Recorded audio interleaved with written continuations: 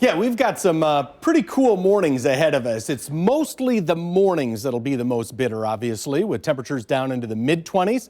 By Sunday, down into the low 20s. Your Bordner Home Improvement City Cam. If you look at the sky here, you can see that there's still an overcast to that sky, but there will be occasional breaks from time to time as you look out from the Airport Hilton Hotel City Cam. This one looking out over I-29 at this hour.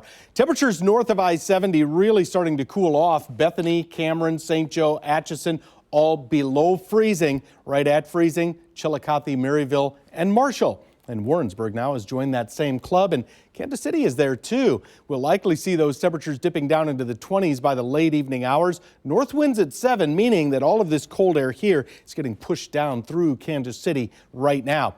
31 degrees at about 7 o'clock, so at the top of the hour we lose another degree, but it'll be a slow decline after that, and that's one benefit you get from the overcast skies. 29 at 9, 28 degrees expected at about 11 o'clock. That's cold enough for heavy coats, and certainly out the door that'll be the case too. Through the mid-morning hours, still 27 degrees then, and it takes all the way till about lunchtime before we hit 32 eventually, and this is with sunshine.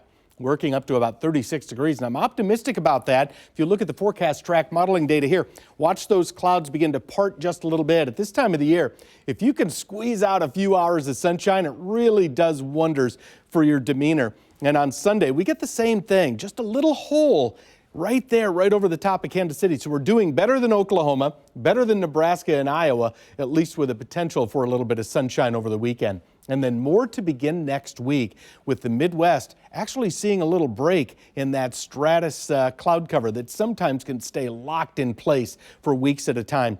Your snowfall forecast, good news for travelers all over the Midwest. Very light snow if we see any at all. Bad news for travelers, this is pothole making weather. Next week will be maybe some of the best pothole weather that I've ever seen, with temperatures that are well below freezing every morning and daytime highs that will certainly thaw things out every afternoon. You go from a thaw to a freeze to a thaw to a freeze, and that makes those little potholes big ones.